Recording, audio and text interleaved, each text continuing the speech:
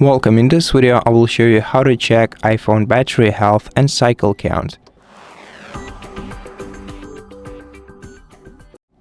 First, let's open Settings application on an iPhone, and in Settings, open Battery menu.